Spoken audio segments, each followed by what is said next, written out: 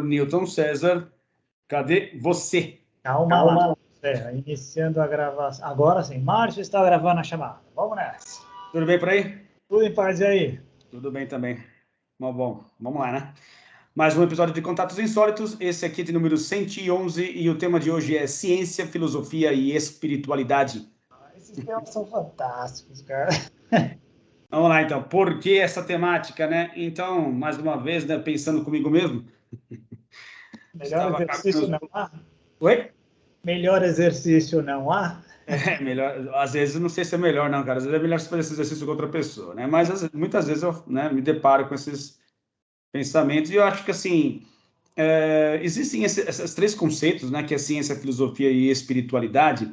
E eu acho que a maneira como nós enxergamos normalmente essas abordagens, ela é não só confusa, como também muitas vezes expressa uma grande rivalidade, né?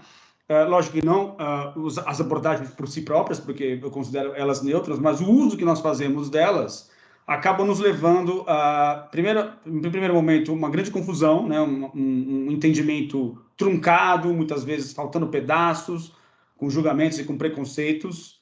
E, além disso, quem é mais por causa dos seus viés, obviamente, é mais favorável a uma abordagem em detrimento de outra, acaba tendo esse olhar preconceituoso e de rivalidade, né, dizendo que o outro aspecto não é válido, ou não é importante, ou é menos importante, e a gente acaba perdendo muito com essa confusão, perdendo muito com essa falta de clareza em relação ao que cada um desses aspectos representam e podem dar de benefícios a partir do momento em que você coloca eles nas gavetas corretas e entende que os três precisam existir, cada um lidando com a realidade da maneira como originalmente a proposta era, né? Então, foi pensando nisso que eu pensei nesse tema, né, nessa temática, e aí, enfim, a partir daí a gente vai desenvolver, como nós sempre fazemos, de forma espontânea, né, de forma improvisada, mas, né, seguindo essa temática de agora em diante, né? Então, não sei se você já quer mencionar, falar alguma coisa a respeito. Achei muito bem sacado, achei legal e naveguemos insolitamente pelo tema. Vamos lá. E tá trovejando aí? Vai chover aí em São Paulo? Não, avião, Congonhas está aqui. Ah, tá. Achei que fosse um trovão. Mas vamos lá, cara. Então, acho assim, o primeiro aspecto, né, que acho que é interessante a gente avaliar, separando aí o joio do trigo, é que, obviamente, que a ciência acabou tendo, né, uma dessas abordagens, né, que a ciência, a primeira que eu queria abordar, ela acabou ganhando uma atração muito forte, né, devido a todo o sucesso, ao estrondoso sucesso e devido, obviamente, né, ao absurdo em termos de qualidade de vida, em termos de ganho, né, de expectativa de vida que nós tivemos, justamente por causa da ciência e por causa da tecnologia, né? Nos proporcionaram um nível de conforto que antes não existia e ganhamos assim, de diferentes formas, só tivemos benefícios com a ciência, com a criação da ciência, do método científico, né? E com a tecnologia depois em um momento posterior. Então, é óbvio que por causa desse, não sei se é óbvio, mas assim, acabou acontecendo isso, né, como efeito colateral, que é esse estrondoso sucesso começou a ser espelhado em todas as outras áreas, ou seja, porque a ciência foi tão bem sucedida na área dela, vamos aplicar o método científico em tudo quanto é tipo de coisa, porque só ele é confiável, só ele traz resultados práticos, só ele é válido, né? E as outras áreas acabam ficando muito prejudicadas por esse tipo de visão, né? Ao ponto de muita gente, e aí, obviamente, também é um ponto interessante que, quando a gente fala de cientista, né, que teoricamente tem que ser uma pessoa neutra, né, porque o método científico, ele por si só, ele é neutro. Porém, quem faz uso dele não é. São seres humanos, né, normais, que possuem ego, que possuem contas que precisam ser pagas, né? Existe todo um contexto sei lá, de trabalho, de carreira, precisam pagar as contas, precisam ganhar dinheiro, enfim, tem uma série de outras circunstâncias que entram, que se mesclam no meio do caminho aí e atrapalham essa linda e maravilhosa neutralidade, né, que em teoria deveria existir, mas na prática não funciona, né? Então, eu acho que é interessante a gente começar abordando esse aspecto, né, o quanto que a ciência ganhou esse vulto, que, volto a dizer que é bom, é benéfico, não estou reclamando disso, mas acaba tendo um efeito colateral que é muito prejudicial de ofuscar a importância de outros campos do conhecimento humano que são tão importantes quanto. Bem colocado. O sucesso do método científico acabou cobrando um preço muito alto com relação a todas as outras áreas do conhecimento, né? E para reforçar o que você falou, tem um monte de exemplos de manipulação de experimentos científicos, tem um monte de exemplos de experiências que, teoricamente, seguiram metodologias rigorosas, mas depois não foram capazes de ser reproduzidas em outros lugares, portanto, teriam fracassado com relação ao método científico. E são exemplos de falhas humanas justamente do que você estava falando. Se eu preciso ser pago por uma instituição, se eu preciso apresentar resultados através das teorias que eu tinha que eu fui comprovar, e eu não chego aos resultados esperados, se eu não tenho uma vida íntegra, se eu não tenho um aspecto moral e ético balanceado, eu vou usar o teorema de Lacochambre, eu vou usar as falhas humanas que todos nós usamos em todas as outras áreas para poder tentar me safar. Safar-se é uma das coisas que a gente faz desde que saímos das cavernas, né? Ou talvez desde que tenhamos descido das árvores. Então, é perfeitamente normal. O método é muito válido, mas até ele é suscetível às suas falhas. Por outro lado, a colocação que você fez de tentar aplicá-lo em outras áreas, não sendo possível, e tentando acochabrar e tentando forçar, colocar um triângulo dentro de um quadrado, nos levou a essa crise de identidade, de falta de comunicação e de muitas vezes impossibilidade de entendimento que a gente chegou hoje. Não é a única, mas contribui.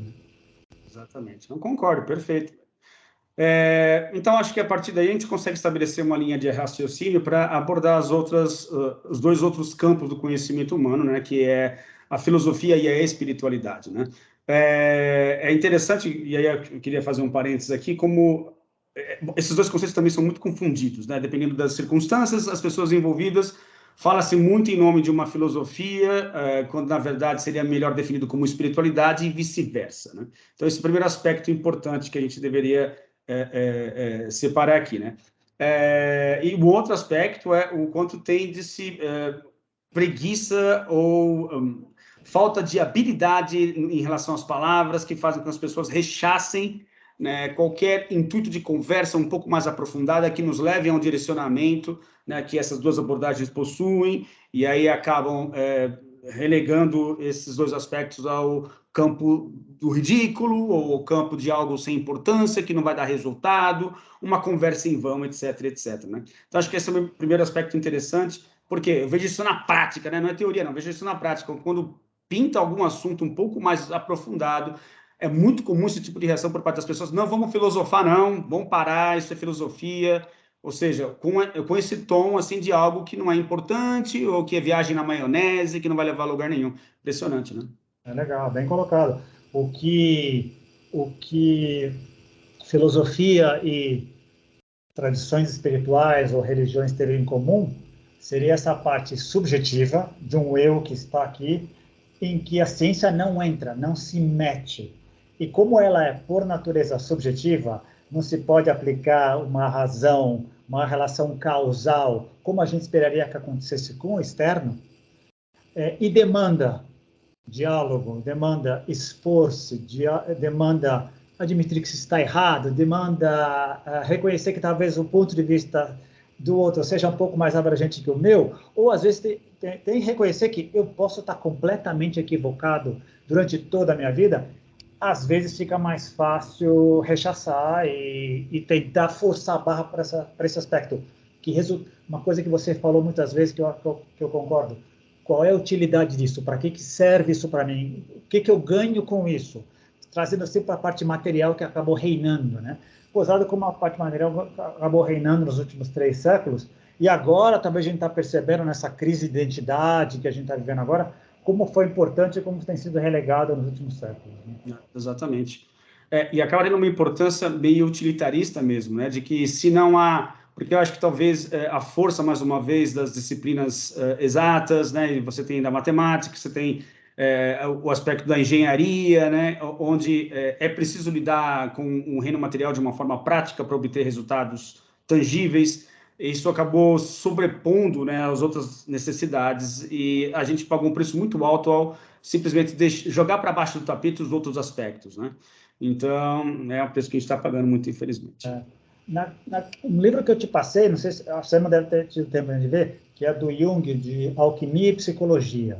Ah, tá. Não tive. Genial, né? Ele faz um pouco do apanhado histórico em que antes havia basicamente 4 linhas de conhecimento: a retórica na parte da fala, a filosofia que mais ou menos já existia, a alquimia e as religiões. A alquimia basicamente envolvia toda a parte experimental. Foi depois que a alquimia foi desmembrada que ela passou, por exemplo, estudo dos astros vai ser astronomia e astrologia. A astronomia, parte mais científica. A astrologia, não vamos entrar nisso. Aí se criou a física, vamos estudar só a parte física, nada de biologia. Porque onde entra a vida, vamos querer a biologia. E as reações químicas? Não, aí vamos para química, porque não se mistura com isso. E foram se abrindo os leques. Mas no começo era basicamente a alquimia, que inclusive involucrava a alquimia tanto física quanto espiritual. Estava envolvida, que é muito legal. E aí foram desmembrando. E já nessa época, o Jung já coloca, começou a se colocar para baixo, como desvalorizando-se tudo que era subjetivo. Exatamente. Junto com o mesmo pacote religioso. Exato. O mesmo pacote. Que explica um pouco o começo da nossa conversa agora. Né? Exatamente, né? E é impressionante, cara, como essa coisa. E acho que voltando um pouquinho atrás, porque eu lembrei de um aspecto que também eu acho importante, a parte da negação ou de se evitar de se falar sobre coisas de uma maneira mais aprofundada, também tem um aspecto da falta de hábito também, que eu acho que é importante. A gente não tem um hábito, nesse mundo de superficialidades no qual nós vivemos, de se aprofundar nas questões. Então, muitas vezes, falta até vocabulário adequado para você conseguir adentrar em certas esferas, né? Estrutura mesmo. Que, aliás, né, voltando aqui a falar sobre isso, faz tempo que a gente não fala, foi uma das razões da gente começar esses papos, né, que foi uma reclamação que eu tinha no início, né, eu comentava contigo, de que eu estava sentindo que a minha capacidade de expor as ideias, de conversar a respeito de assuntos mais aprofundados, estava sendo, vilipendiada de uma certa maneira, ou ficando cada vez mais prejudicada. Por quê? Pela falta de hábito, né? Ou seja, da mesma forma que nós nos exercitamos ao ir à academia, né, deixar o nosso corpo num estado mais ou menos adequado, a falta de habilidade de se conversar a respeito de coisas mais aprofundadas, né, ou essa eloquência, era uma reclamação que eu tinha no início, né? Eu continuo a ter essa mesma impressão, tá? Não mudou grandes coisas, não. Mas eu acho que é uma coisa importante que, se a gente não exercita, muitas pessoas não conseguem adentrar, e também isso acaba pesando na hora da pessoa falar, não quero falar sobre isso, porque não tem nem estofo, não tem nem estrutura para se fazer esse tipo de coisa. Mas a diferença talvez seja que agora, 6 anos e meio depois, você já tem outros interlocutores que não tinha antes, você já continua com aquelas pessoas que não são capazes de se aprofundar nesses assuntos, mas tudo bem, para as diferentes tribos, você é capaz de se moldar e estar ali costurando relações sem nenhum problema. E é muito legal, você estava falando agora, eu estava vendo, o desenvolvimento da tecnologia, principalmente da parte digital, nos deu uma excelente desculpa para poder evitar isso. Não tenho tempo, porque tem tanta coisa para fazer, está todo mundo muito ocupado, né? Sem perceber que está ocupado com coisas, muitas vezes, não tão relevantes assim, né? Você também me fez lembrar de uma outra coisa. Eu acho que eu te passei esse livro, pelo menos o título dele, daquele psicólogo, psicoterapeuta David Peck, eu acho. Não sei se é David agora. Que ele escreveu sobre The Road Less Traveled, que eu acho que é uma ode à psicologia e à psicoterapia, né? E para ele, o pecado original é a preguiça. Nós já somos preguiçosos por natureza. E junta qualquer desculpa para a gente não ir a fundo, tá feita a tempestade perfeita, né? Assim como na academia, o músculo só vem depois que os exercícios começam a doer. Ou não é? Você que sabe. Conversa, aprofundar também. Custa, demanda. E quem aqui quer isso? Hoje em dia a gente quer relaxar. Teoricamente a gente se aprofundou, criamos um sistema de trabalho em que a gente se aprofundou tanto. A maioria de nós é bastante insatisfeita com o trabalho. Então, trabalho não é legal. Longe daquilo, eu só quero me divertir, eu só quero entretenimento. E você vem para mim querer discutir a filosofia da vida, para onde eu vou depois daqui, qual é o significado? Não, dá muito trabalho, eu não tenho espaço para isso na cabeça. Olha ao redor, isso vem... Agora eu acho que toda geração costuma dizer que está na crista da onda, né?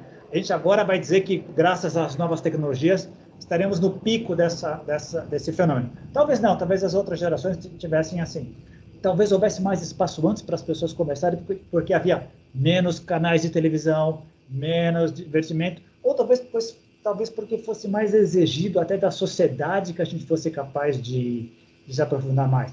Não sei. Outro dia eu estava vendo uma lista dos livros mais vendidos. Como ser milionário em 3 semanas, como ser feliz em 4 lições. A gente quer pílulas rápidas para resolver as coisas.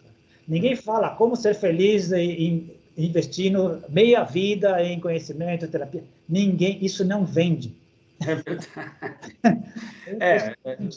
Mas isso vai ter um preço, né, cara? Lá na frente isso vai custar, porque a ficha vai cair de que essas fórmulas rápidas não funcionam, né? Efetivamente, nós precisamos lidar com o tempo, inclusive, né? A gente precisa lidar com tudo de uma maneira melhor, mas também lidar com o tempo de uma maneira mais saudável requer o quê? Essa questão da paciência, da capacidade de observação, da capacidade de contemplação, de raciocínio, de reflexão, e tudo isso demanda tempo e maturidade para lidar, né? Não tem jeito. E olha que curioso, às vezes é a nomenclatura que atrapalha um pouco. Eu concordo com você, a maioria das pessoas tem uma certa aversão aos termos religião, espiritualidade ou filosofia. Mas quem, conversando consigo mesmo, voltando do trabalho, em algum momento de reflexão, não está perguntando, minha vida é legal? O que eu estou fazendo? Qual o sentido de tudo isso? A gente faz isso naturalmente. Trazer isso à tona. E, aliás, me veio agora uma coisa que eu queria conversar com você, que estaria um bom papo outro dia. A vergonha. A vergonha é um aspecto que a gente pode discutir um dia, a parte interna e a parte externa. Porque enquanto eu discuto comigo mesmo e eu vejo os meus fracassos, tudo bem, eu estou comigo mesmo, mas trazer à tona essa minha infelicidade, esse meu questionamento e talvez descobrir que é muito pior do que eu imagino, é melhor não. Então, essa parte filosófica é complicada. E a parte religiosa, que é a barra espiritual, também, porque virou uma guerra. A gente está no meio de guerras hoje. Expressar-se espiritualmente hoje ficou complicado, porque devia ser uma coisa coletiva, complementar, cada um reconhecendo que eu tenho uma parte só da coisa. Me conta um pouco como é que você vê, me conta um pouco como é que é o seu Deus, me conta um pouco como é que você vive. E não, o meu é o certo, o seu é errado, por definição. Então, talvez seja melhor a gente nem entrar nessa seara. Exatamente. Muito bem, cara. Não, o aspecto da vergonha talvez seja interessante a gente pensar a respeito disso, né? Gerar até um tema, uma temática ao redor disso, né? Pode ser, por que não? Mas, cara, eu acho que assim, talvez tenha chegado o momento da gente fazer a diferenciação entre essas 3 abordagens, né? Então, assim, existe uma forma bem, acho que objetiva de defini-las, você pode discordar de mim, né? Claro, né? Fique à vontade, que é o papel de cada uma delas. Então, assim, a ciência, na verdade, ela é o conhecimento através da experimentação. A filosofia é o conhecimento através da razão. E a espiritualidade é o conhecimento através da introspecção, né? Então, são 3 abordagens muito bem definidas, mas elas são complementares. Então, não haveria razão para elas serem rivalizadas ou serem enxergadas de uma forma conflitante, né? Que eu acho que esse é o problema. Cada uma delas, no meu modo de entender, não poderia ser mesclada umas com as outras. Acho que é importante que elas sejam separadas, mas o ideal seria que lá na frente elas mostrassem diferentes aspectos da mesma realidade, né? Ou seja, conseguindo contribuir para que a gente tivesse um quadro um pouco mais ampliado do que é a realidade, do que estamos fazendo aqui, né? Mas cada um tomando um caminho diferenciado que não pode ser menosprezado em função dos demais, né? Cada uma tem a sua função especificamente, e entender essas necessidades, né, que são necessidades humanas, ajuda a gente a enxergar cada um desses caminhos como aspectos importantes que merecem estar aí, que continuam a desempenhar um papel importantíssimo, mas não é em detrimento de outros aspectos. Não é que um aspecto é mais importante do que o outro, a gente tem que priorizar uma coisa em função da outra. É um tripé que precisa existir para que a gente consiga se desenvolver dentro da trama da realidade, né? Genial. Pô, Júnior, você me fez lembrar uma coisa. Trama da realidade. A maioria das grandes tradições espirituais cunharam aquele termo, a grande cadeia do ser, falando do planeta, por exemplo. Então, no nível mais baixo, nível material, a fisiosfera, tudo que é material é estudado você falou em adquirir conhecimento. A fisiosfera é a ideia do físico, do conhecimento parte do físico, o planeta físico. Um salto além, a biosfera, entrou a vida. biologia, é outra esfera, abrange a fisiosfera, mas é maior. O outro salto, eles chamam de psicosfera. A psicosfera, a mente abrangendo, ela engloba a biologia, engloba o material, mas ela está além. E a noosfera, termo do Teilhard de Chardin, toda a parte espiritual envolvida, o que veio, o alfa e o ômega, o que veio antes. Elas não são, elas todas nos dão aspectos da realidade em uma hierarquia. O problema é que essa hierarquia, que teoricamente viria num crescimento, num desenvolvimento de entendimento, acabou virando uma competição. A gente encara como uma competição, como se fosse não exclusivas. De complementares, elas passaram a ser consideradas excludentes. Isso. E aí nós estamos nesse circo. Exatamente. Não, muito bem colocado. Eu concordo contigo.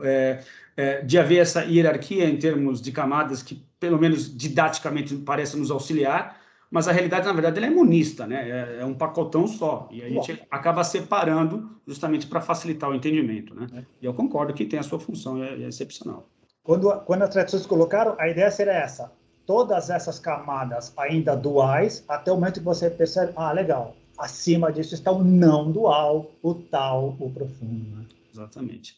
Muito bem, cara. E eu acho que, assim, enfatizando isso que você está dizendo, né, o aspecto de cada camada representar um setor especificamente, né, mas todos os setores estão interligados, muita gente pode parar para pensar assim, poxa, mas não há uma relação específica ou explícita, né, por exemplo, em relação à ciência e à espiritualidade, né, ou à filosofia também.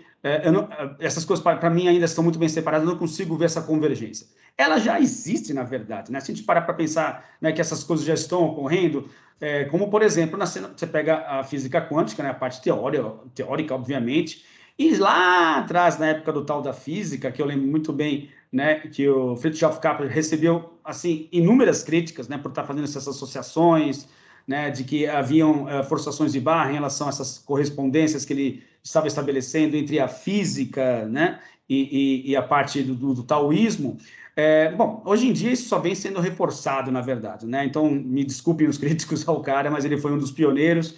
E depois você tem hoje o idealismo metafísico também dando respaldo, mais uma vez, por caminhos diferentes, dando uma ideia de um mesmo quadro, ou seja, havendo coerência, por quê? Porque foram caminhos completamente diferentes, mas que acabaram apontando para a mesma direção, né? Isso que é interessante. Então, você tem o idealismo metafísico, que é um ramo da filosofia moderna, apontando na mesma direção que as filosofias do Vale do Indo, né? Dizendo que o universo é mental, né? Que a consciência ela é primordial e é a partir dela que surge todo o universo físico.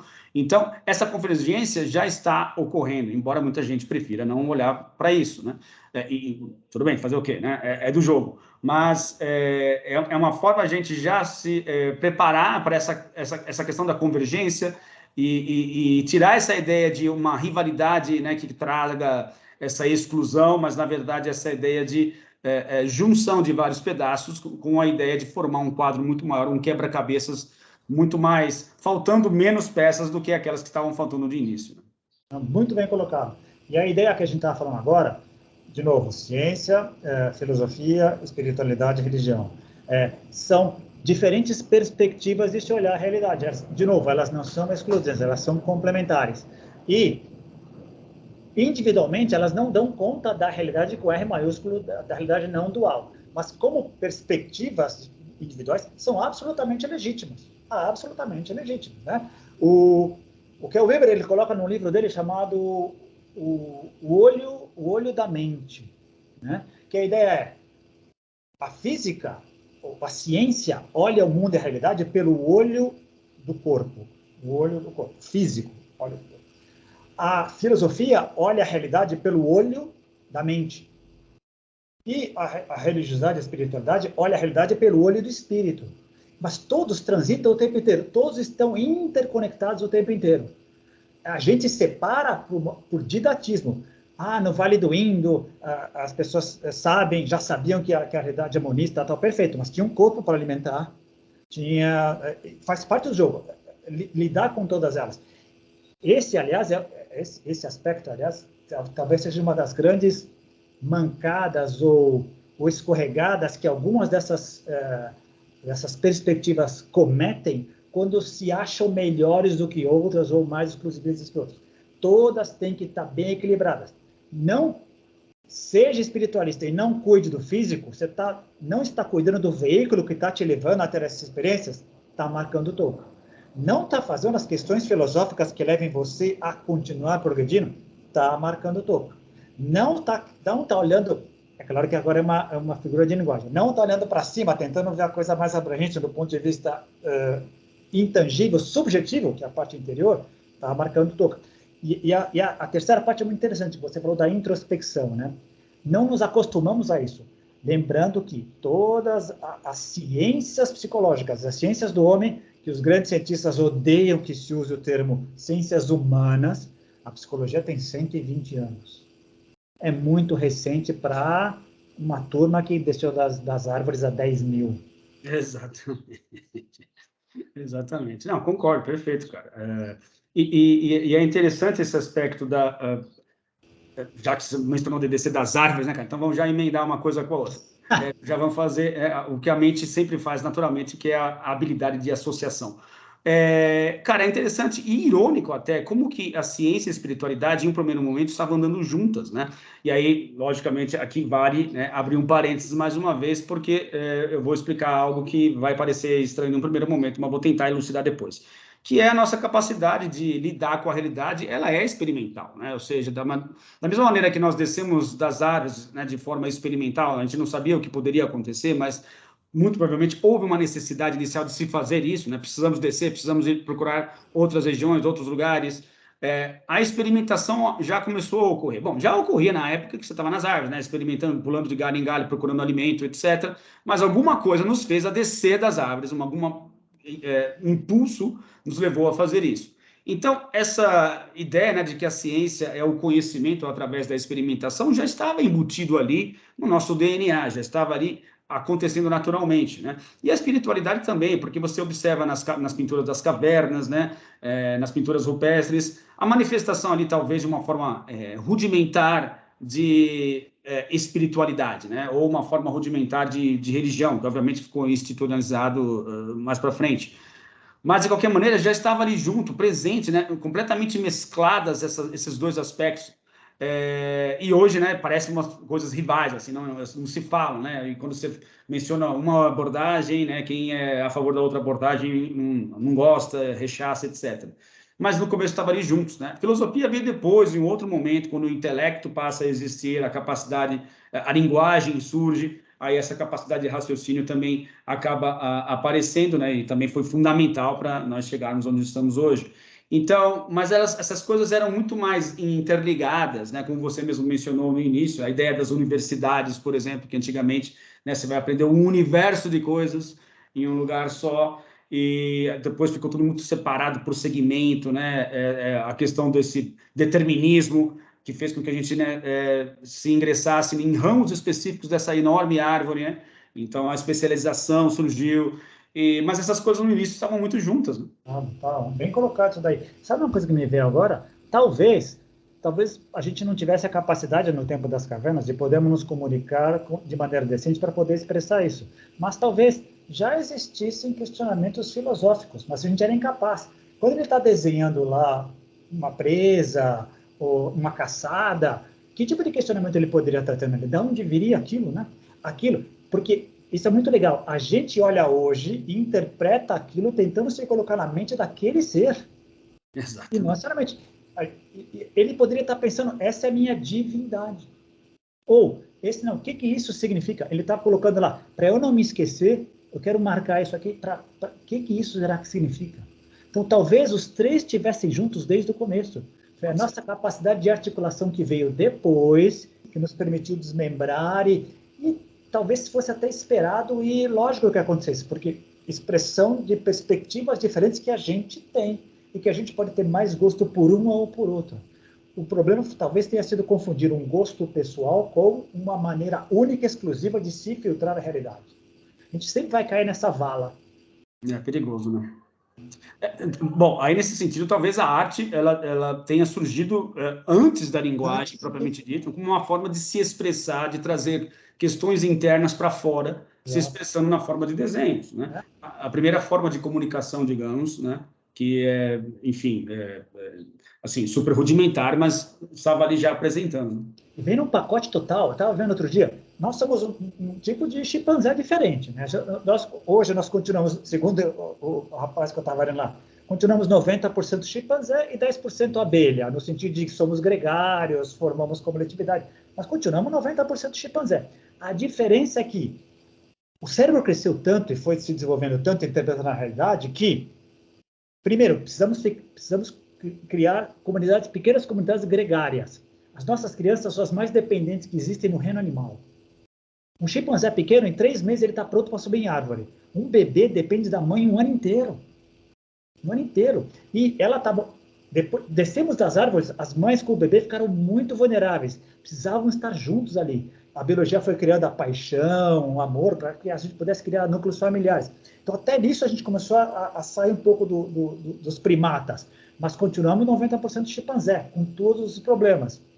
Isso implica, inclusive, a resistência a encarar certos aspectos da realidade, que explica o problema central do assunto de hoje.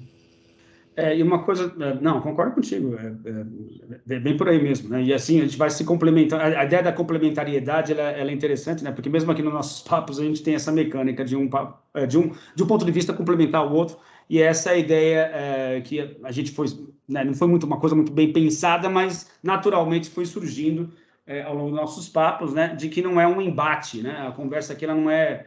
E é naturalmente assim, porque a gente percebe que há um ganho quando não há essa rivalidade, ou seja, a gente olhar para essa conversa do ponto de vista individual, poxa, eu preciso apresentar mais conhecimentos do que o Newton, ou vice-versa, eu preciso transparecer que eu sei mais, ou de que, enfim, aquele aspecto da rivalidade, né, da competição, que em muitas conversas só traz pontos negativos, né? Não traz nenhum benefício, né? E o interessante é o quanto que a gente pode tirar proveito de conversas que elas somam ao invés de subtrair, né? Então, é importante esse aspecto. É que tem uma premissa que a gente já falou algumas vezes, mas que está sempre presente nas amizades, nas boas relações, que não precisa ser dita, que é: sabemos que o nosso conhecimento é parcial. Sabemos que hoje entendemos melhor a vida e o mundo e a si mesmos do que há 10 anos, do que há 20 anos, mas ainda é parcial. Sabemos que podemos estar bem equivocados. Sim. Sabemos que se tudo está daqui a 10 anos, olharemos para trás, sabemos tão pouco, nos achávamos os reis da cocada. Então, essa premissa é legal. Porque, e aí é outro ponto que também já colocamos, mostrar-se vulnerável deixou de ser um problema, deixou de ser vergonhoso, de novo a vergonha, deixou de ser um aspecto negativo. Quando a gente está um pouquinho mais solidificado, consolidado emocionalmente, espiritualmente, filosoficamente, cientificamente, a gente perde certos medos. Nunca perderemos os medos totais? Não, legal, faz parte do jogo. Mas quando a gente perde certos medos, podemos nos colocar vulneráveis e abertos a mudanças. O medo, como a gente já falou muito desse aspecto, como oposto do amor, mas também como a grande âncora que não nos permite, às vezes, avançar, é isso.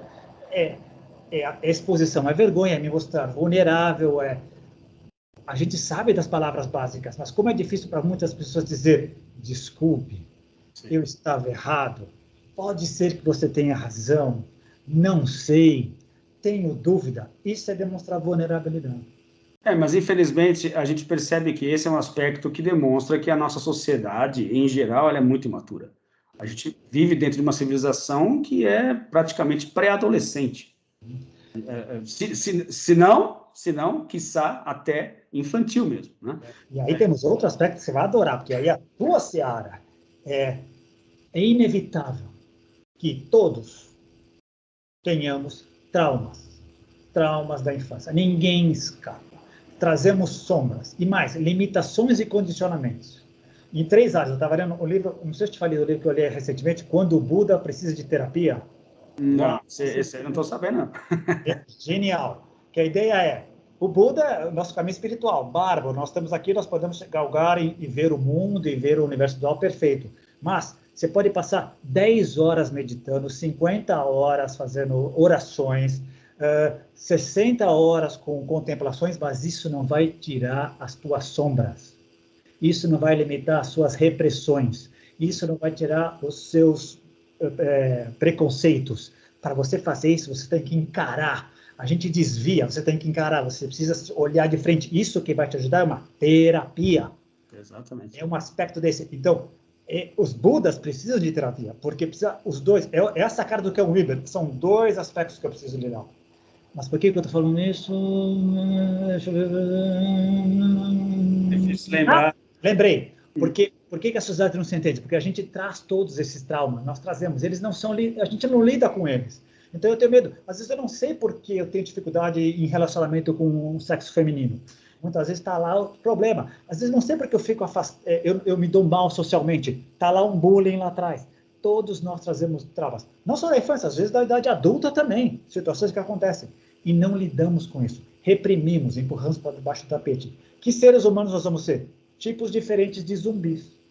Então, mas na verdade também um outro aspecto que reforça tudo isso que você está dizendo é justamente o universo instagrâmico, né? Ou seja, as pessoas passaram a se referir ao mundo de uma forma completamente mentirosa, né?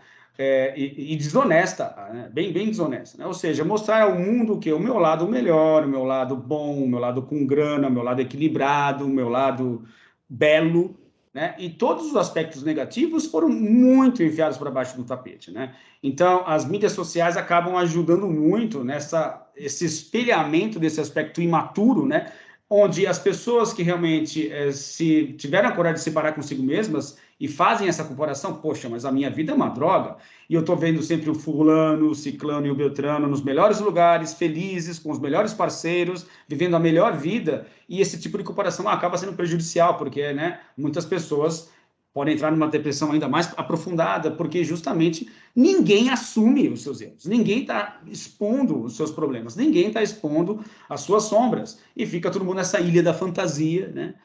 De um universo só bom, lindo e maravilhoso, que é simplesmente a pontinha lá de um enorme iceberg que é escondido, né? E isso explode de alguma forma. Então, há um reforço externo nesses aspectos. Eu não posso me mostrar, que está cada vez mais evidente que eu não posso me mostrar, porque está todo mundo lindo, feliz e maravilhoso. Por que eu vou falar que eu sou infeliz? Por que eu vou falar que eu tenho problemas, né? Então, isso é um problemaço também. Eu não sei o que vai acontecer lá na frente, mas uma hora tudo isso vai estourar.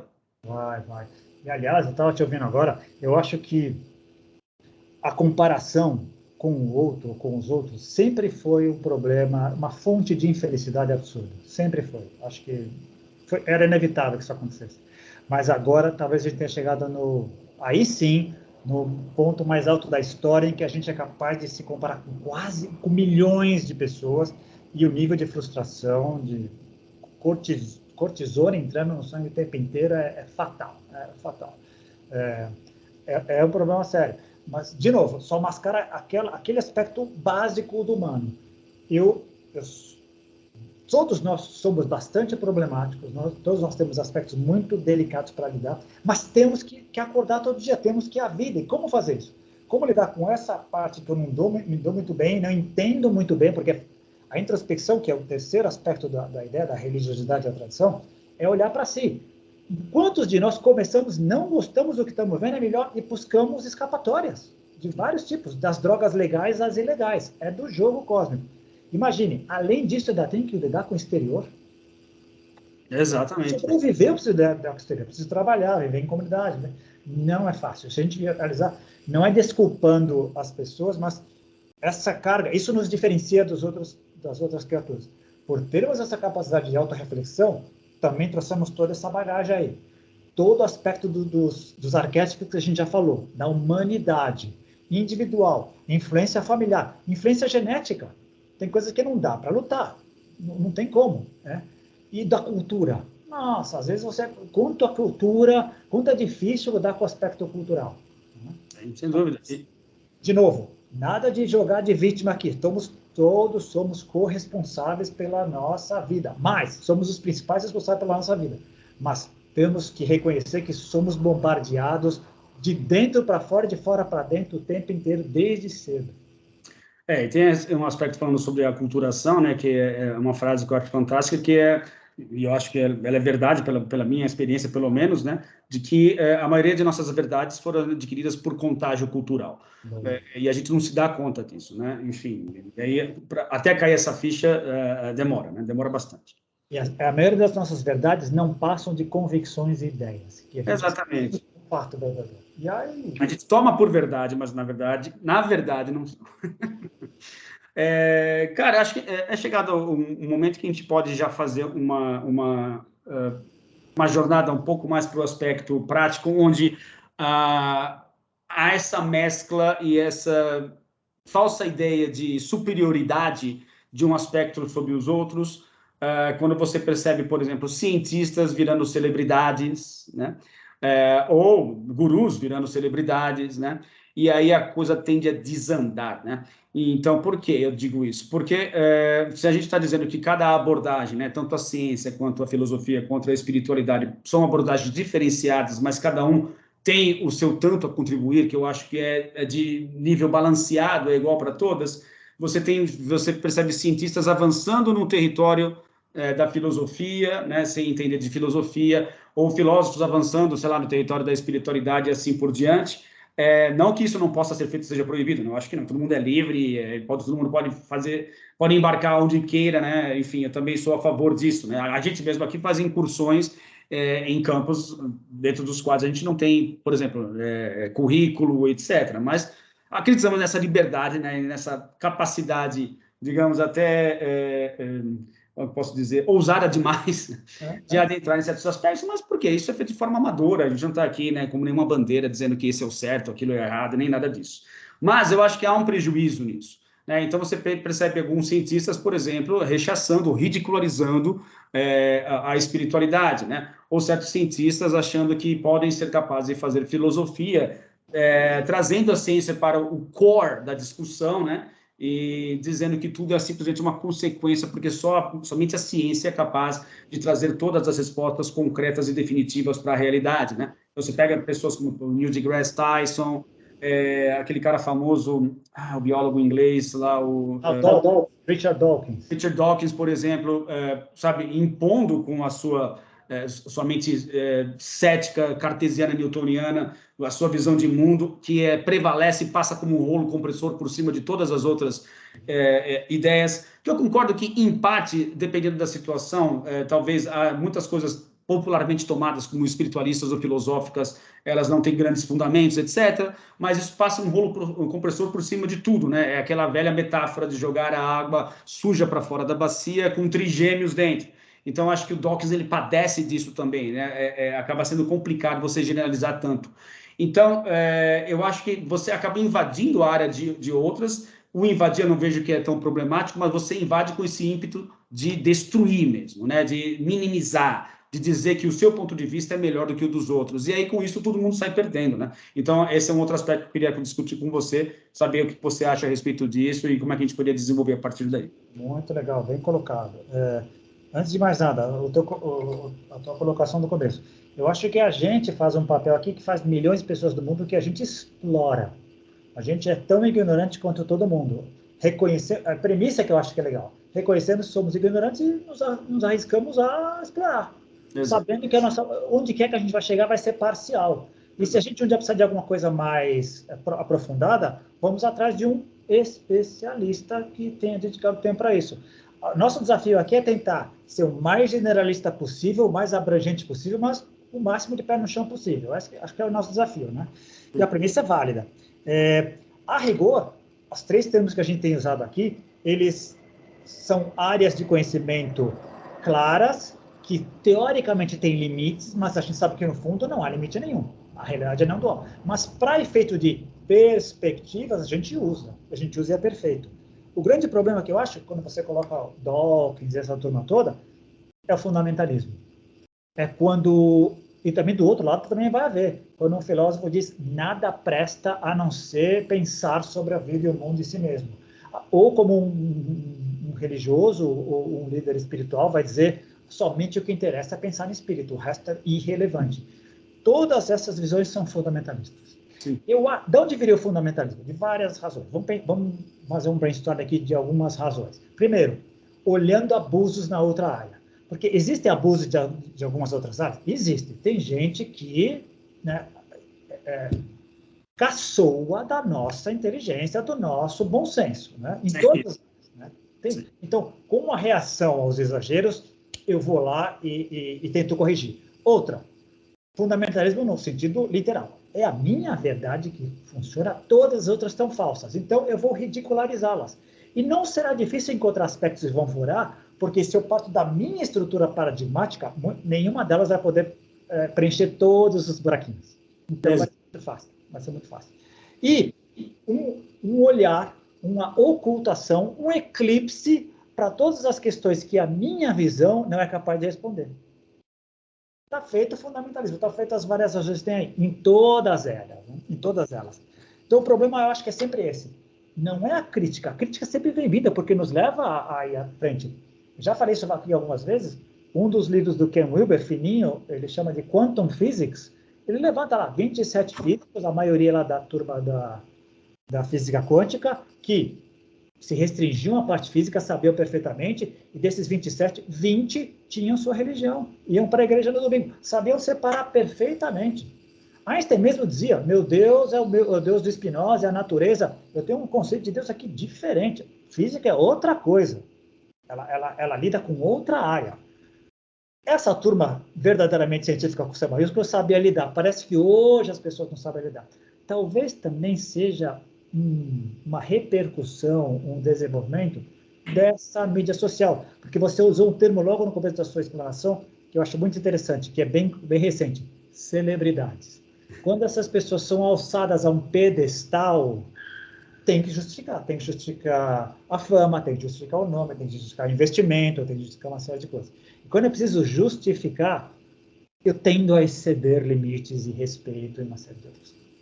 E é complicado, né? E eu acho que tem também uma pressão, enfim, até mercadológica, precisa vender, também tem esses aspectos, né? Então a pessoa acaba embarcando numa área em que excede o bom senso, né? Que acaba excedendo aquilo que seria o razoável de se pensar, né? Mas, enfim, são pontos interessantes a gente avaliar aqui e levantar para que a gente fique esperto em relação a isso, né? De onde que vem essas ideias e que poxa, somente a ciência é capaz de explicar, ou somente o guru XYZ vai ser capaz de explicar, ou somente o filósofo tal é capaz de explicar, sendo que, na verdade, há uma enorme contribuição se você pegar todos esses caras, juntar a visão de todos eles e, a partir daí, gerar um quadro muito maior, né? Você só se beneficiaria se a gente fosse capaz de fazer isso. Bem colocado. E acho que a palavra-chave você usou aí. Quando se parte da premissa que somente tal versão tá furado, né? E, por outro lado, a ideia original do pessoal da teoria integral era essa. A premissa que eles têm é todos estão com a verdade, vírgula, mas parcial. Então vamos tentar juntar o maior mosaico possível em todas elas. Mas dá muito trabalho. Mas daí a diversão. Vamos procurar a maior possibilidade de perspectivas diferentes. Porque a realidade é isso. Ela é una, mas ela é colorida. Exatamente. Ela é colorida. E tem um aspecto interessante, que eu acho que o aspecto filosófico, que talvez a gente tenha falado menos aqui, mas eu queria aproveitar para fazer a menção ao Bernardo Kastrup, que é o cara que, né, resolveu estudar filosofia justamente para calar a boca das pessoas que reclamavam que ele estava entrando numa área que ele não devia, porque ele era engenheiro da computação e ele só de raiva foi lá, se formou, virou PhD em filosofia para provar para todo mundo que era capaz de falar a respeito desse assunto. Mas é justamente esse ponto que é interessante, porque a partir daí ele teve condições, porque ele já fazia isso antes, mas ele teve condições de dizer onde se encontram as falhas do materialismo, do pensamento materialista, né? Então foi justamente através do quê? Desse aspecto do conhecimento através da razão. Então ele menciona que não é preciso ser um guru, não é preciso ser um cientista, para você verificar que dentro mesmo do materialismo, só através do uso da razão, você já percebe que ele é conflitante, incoerente internamente, e que tem um baixíssimo poder de explicação. Então, ele falou que somente utilizando da filosofia em si, já era suficiente para a gente invalidar o materialismo como a melhor forma de se explicar as coisas, porque ele por si só ele já é frágil, né? Então, acho que esse é um aspecto interessante para a gente colocar na mesa aqui, a respeito o quanto pode ser importante o uso da filosofia, né? Ao contrário do que normalmente, ou que popularmente as pessoas têm como visão de algo que é algo sem substância, filosofar é coisa para louco, ou é um assunto que não vai trazer nenhuma praticidade, mas através do uso da razão você pode muito bem colocar as coisas no lugar e passar a entender a realidade de uma forma muito mais contundente, né? Trazendo aspectos que até então passam sem exame, né? A gente vai aceitando essas coisas simplesmente ao longo da vida, sem nunca ter parado para pensar, mas isso tem uma lógica por trás? Porque a gente geralmente faz esse tipo de associação com o quê? Com a religião, porque geralmente é o aspecto mais comum, né? De você nascer dentro de uma família religiosa e frequentar a igreja e ir aceitando aquilo. Por quê? Porque a sua mãe e seu pai já faziam, você vai simplesmente se ajustando a uma realidade que já havia ali. E depois, mais para frente, a pessoa fala, mas espera, tem alguma lógica eu ir para a igreja todos os dias, ou interpretar a Bíblia dessa forma, enfim. E aí o questionamento vem, né? Mas isso é válido para quê? Para tudo, né? Toda a cultura nossa, né? A gente entra ou chega a esse mundo simplesmente aceitando as coisas, né? Do jeito que são passadas para nós. E não há, muitas vezes, nem tempo para pensar muito a respeito, porque você, né, no meio do caminho, tem que trabalhar, tem que crescer, tem que estudar e vai engolindo tudo, né? Mas o aspecto filosófico é interessante, né, nesse meio do caminho para a gente parar, né, um momento, peraí, vamos pensar a respeito. Isso aqui que eu estou aceitando tem uma base sólida, é baseado em fatos, ou é simplesmente uma crença, algo que alguém passou lá atrás de forma, sei lá, rudimentar, sem ter condições de estrutura conceitual, inclusive, para levar a algo substancial nos dias atuais. Enfim, tudo isso acaba ficando para trás, né, cara? Muito bem colocado, cara. Olha que legal. Essa parte da razão, a gente teria que resgatar aquela criança de 6 anos que fica perguntando por quê.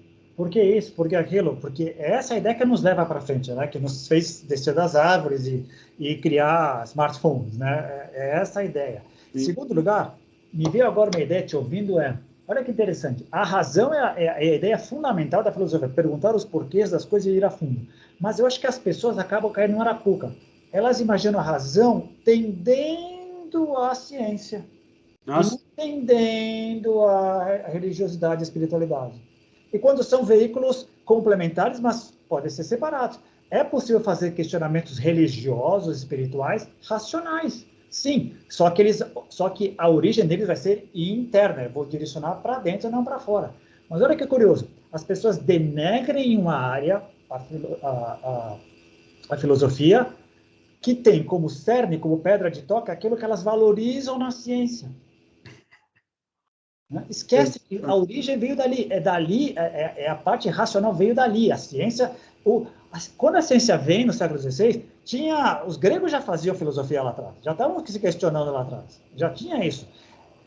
Não fazendo um método científico, talvez, aliás, tinha também, porque já se sabia uma série de coisas que se fazia. Arquimedes já sabia como medir volume, água, etc. Mas a circunferência da Terra foi naquela época também. Tem muita coisa. Isso é outro papo muito legal. A gente parece que na nossa história a gente tende a esquecer e relembrar e redescobrir uma série de coisas.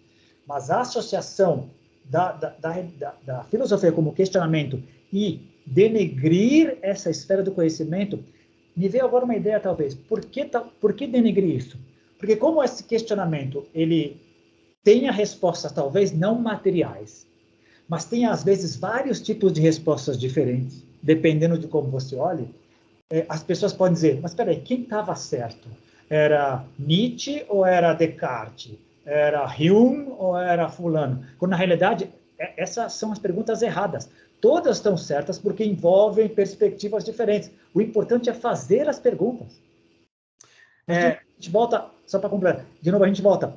Fazer perguntas incomoda, porque demanda pensar, aprofundar. A gente está numa época muito estilo aquele aparelho que o cérebro não funciona mais, né? O eletroencefalograma está lá, a gente quer ficar assim, a gente não quer agitar dá trabalho, agitar mexe com sombras, mexe com problemas que a maioria de nós quer evitar. Não, com certeza, cara. Joga a filosofia para longe, não serve, não tem utilidade nenhuma. Então, mas assim, justamente a habilidade de você parar para pensar a respeito do que você está fazendo, né? que justamente vai te levar à possibilidade de você caminhar e chegar a lugares onde, pelos meios convencionais, você não está conseguindo, né? Se debatendo contra um muro, né?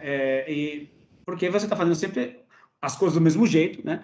Com as fórmulas mágicas que você aprendeu, que teoricamente alguém falou para você que funcionariam, mas é preciso pensar diferente, né? E é justamente o aspecto filosófico que vai trazer essa possibilidade para você. Então, eu preciso sair, né? A famosa frase que virou chavão, mas fazer o quê? Que é sair para fora da caixa para pensar de uma forma diferente, e a filosofia possibilita isso, usando a razão, né, como forma de você encontrar essas contradições no meio do caminho, né? Muitas vezes se anulando, né? Anulando todas as forças possíveis, porque as contradições fazem isso, e deixando você sem ação, justamente para saber onde é que eu tenho que atuar, onde é que eu tenho que me desenvolver para avançar na minha vida de alguma forma, sair do lugar onde eu estou, né? Então, a falta, ou não a falta, mas talvez assim, né? A falta de capacidade de se perceber o valor da filosofia faz justamente com que você fique parado exatamente onde você está e vira uma profecia autorrealizável, né? Porque você reclama, né? Vê aquilo como uma coisa ridícula, mas, por outro lado, a falta de pensamento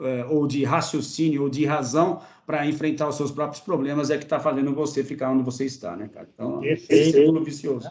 Perfeito. E, às vezes, esse questionamento deve vir algumas vezes durante a vida e ele chega um momento em que a pessoa tem... Porque esse questionamento ele vai levar necessariamente a ter que assumir responsabilidade. Qual é a minha cota nisso? E quando eu percebo que talvez seja maior do que eu imaginava, é melhor frear. E pior, existe a desculpa perfeita. É o meio. Eu sou vítima do meio. Eu sou vítima dos meus pais. Eu sou vítima dessa sociedade. Eu sou vítima desse Deus. Olha o que Deus fez para mim. Olha que vida que ele me deu. Então, eu tenho perfeita desculpa para metralhar todos. Escolher aquilo que eu me adapto melhor e me colocar como vítima e criticar o resto. Exatamente. Enfim, a gente vê isso muito por aí, né, cara? E muitas vezes a gente, né? Eu mesmo, às vezes, me vejo fazendo isso. Você tem que se vigiar o tempo todo em relação... Tem um condicionamento, tem um condicionamento que a gente precisa escapar o tempo inteiro. Tem que estar vigilante. Porque também a gente não quer passar uma impressão aqui de que, porque pelo fato de a gente conversar sobre essas coisas, a gente está imune a elas, né?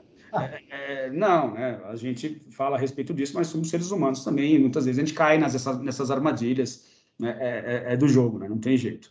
Mas, cara, por fim, eu acho que assim, já, né, nos direcionando para o final do papo, as diferenças entre ciência, filosofia e espiritualidade, espero que a gente tenha conseguido abranger isso de uma forma que tenha trazido esclarecimento para as pessoas, né? E perceber que são gavetas importantes, com importâncias tão válidas umas em relação às outras, e que elas não podem ser conflitantes, elas têm que conviver necessariamente, têm o seu papel, têm a sua função, e de que essa coisa de ridicularizar ou achar que um aspecto prevalece sobre o outro, aí sim é ridículo, né? E que é natural que algumas pessoas gostem mais de umas abordagens do que de outras, mais de umas perspectivas do que de outras, mas elas perderão se não levarem as outras em consideração. Ainda que doa, ainda que incomode. E o incômodo é um bom sinal. Sim. É um ótimo sinal. Se a coisa não está harmônica, vai olhar porque faz parte.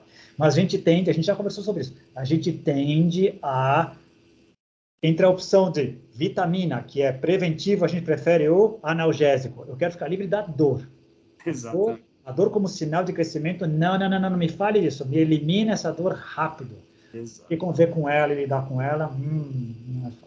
E um outro aspecto interessante, que é a questão do pêndulo, né, que você vira e mexe em todos os papos, acaba mencionando, que é essa ideia de que o pêndulo, talvez do Oriente com o Ocidente, né, você tem o desenvolvimento espiritual, né, o lado da abordagem espiritualista super desenvolvido no lado oriental, mas em compensação o universo material, ou seja, não abraçado pelo aspecto, pela abordagem científica, ficou muito a desejar lá.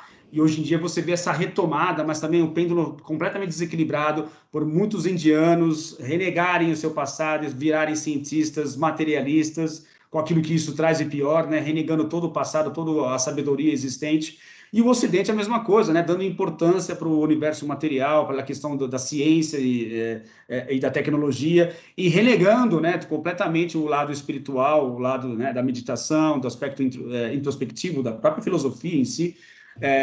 Deixando isso para lá, deixando isso para escanteio, né, mais uma vez o pêndulo estando fora de equilíbrio aí, quão é importante a gente fazer essa junção, essa união de todos os aspectos, para que a nossa vida tenha um pouco mais de balanço, de equilíbrio, de condições de se desenvolver de forma sadia, né, cara? Muito bem colocado, perfeito, genial. Mas então é isso, né, cara? Acho que deu. Bom, Deu. uma horinha.